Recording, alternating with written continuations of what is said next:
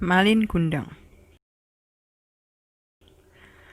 Once upon a time, in a fisherman village at the coast of Air Manis Beach located near Padang, West Sumatra, lived a widow named Mother Rupaya. She lived with her son named Malin Kundang. Mother Rupaya greatly loved and spoiled Malin Kundang. Even though she was already old, she kept working by selling cakes to make ends meet for her and her only son. Malin himself was a diligent and clever boy, although a bit mischievous. He often chased chickens around and hit them with a broom. One day, while Malin was chasing chickens around, he tripped over a rock and his right arm got injured. That injury left a scar that can never fade. Once, he also contracted a serious disease and his life was almost a forfeit. This incident made Mother Rupaya spoil Malin Kundang even more. Seeing his mother, who worked hard to the bone to make ends meet in order to raise him, Malin Kundang felt sorrowful. After reaching adulthood, a desire to venture out to become rich swelled in Malin Kundang's heart. One day, a large ship owned by a merchant anchored at Air Manis Beach. Not one to miss this chance, Malin asked for his mother's permission to go and try his luck in the city. "No, Malin, Mom is afraid something's going to happen to you over there. Just stay here, accompany Mom," persuaded his mom wistfully.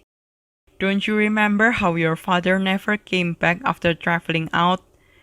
"Mom, calm down. Nothing's going to happen to me," said Malin whilst holding his mom's hands. "This is my chance, Mom. A ship that big might not even dock in this beach ever again. I want to change our fortune, Mom. Please allow it," asked Malin.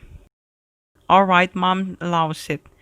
Hurry back. Mom will always wait for you, son," said his mother while crying. Reluctantly, Mother Rupaya allowed her son to go. She then supplied Malin with rice wrapped in banana leaf with a total of 7 wrappings. "Bring this as your meal during the trip," said Mother Rupaya while giving those 7 rice wrapped in banana leaves to Malin. After that, Malin Kundang departed by riding along in the merchant ship, leaving his mother all by herself. During his time on the ship, Malin Kundang learned sea navigation from the experienced sea crews. However, in the middle of the journey, suddenly the ship Malin Kundang rode on got attacked by pirates. All merchandise on the ship was pillaged by those pirates. Most of the ship crews and those on board the ship was even killed without mercy. Malin Kundang was lucky. He was able to hide in a small space barricaded by woods, so he was not killed by the pirates. Malin Kundang then caught adrift at sea for days. Even the packed meal from his mom has already run out. Until at long last, one day, the ship he rode on stranded on a beach. With what little energy he had left, Malin Kundang walked to the nearest town from that beach. The town where Malin got stranded on was a very prosperous town. With his effort and persistence while working, Malin gradually succeeded in becoming a wealthy man. He had many trading ships with crews exceeding 100 in number. After becoming wealthy, Malin Kundang proposed a local noble daughter to become his wife. On the other hand, the days that had gone by felt very slow for Mother Rupaya. Every day she looked out towards the sea and prayed that her son was always safe and come back soon.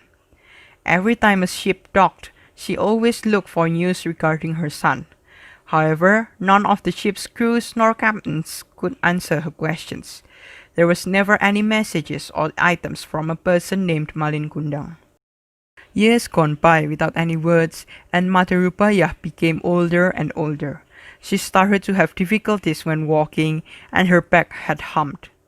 Until one day, a ship captain told Mother Rupaya a very exciting news. "Ma'am, did you know your son has now become a very successful merchant? He has also married a beautiful girl, the daughter of a very prominent noble," said the captain. Hearing that news, Mother Rupaya became extremely happy and grateful. His son has become a wealthy man. Certainly he would come back soon to see his mother. However, months went by without any sign that Malin would come back to his home village. Diligently, Mother Rupaya came to the dock every day without any result. Malin Kundang himself no longer remembered of his mother whom he left behind. A few months after getting married, Malin and his wife, along with many of his crews and gods, went on a voyage. Without any intent other than trading, Malin Kundang once again stepped foot at Air Manis Beach after all those years.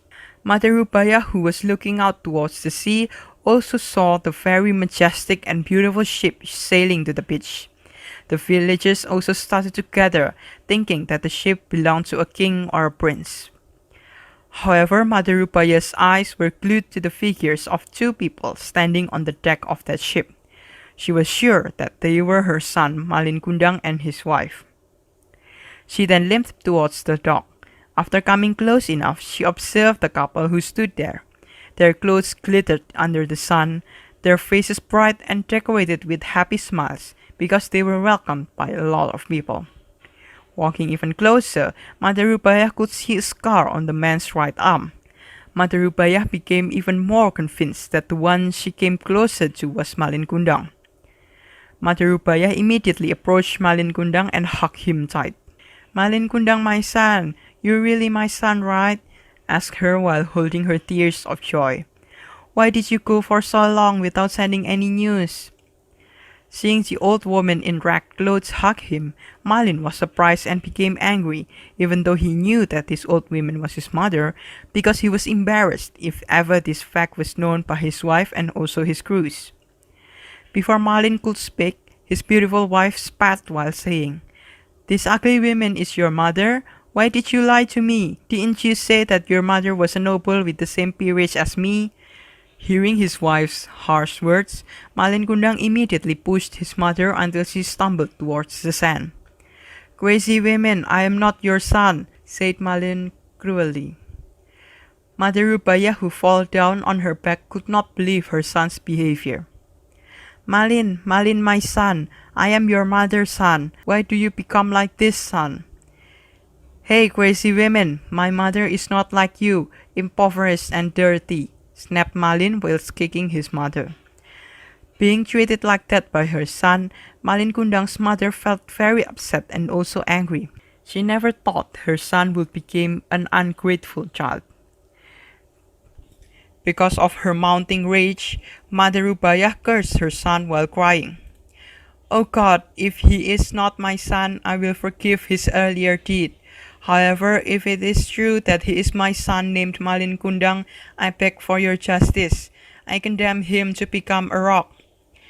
Not long after, Malin Kundang set his sail once again. However, in the middle of the voyage, suddenly the clear sky turned dark. A great storm approached and smashed Malin Kundang's ship. Malin Kundang and all aboard his ship got washed away to the beach. There, Malin Kundang's body, along with his ship's wreckage, slowly became stiff and in the end turned into stone. Until now, a stone resembling a human body can be seen at Air Manis Beach. That stone is none other than Malin Kundang's body, the ungrateful child who was cursed by his mother into becoming a stone because of his ungratefulness. Between that rock lives a lot of anchovies, mullets, and mackerels. It is said that those fish came from the body fragments of his wife, who kept looking for Malin Kundang.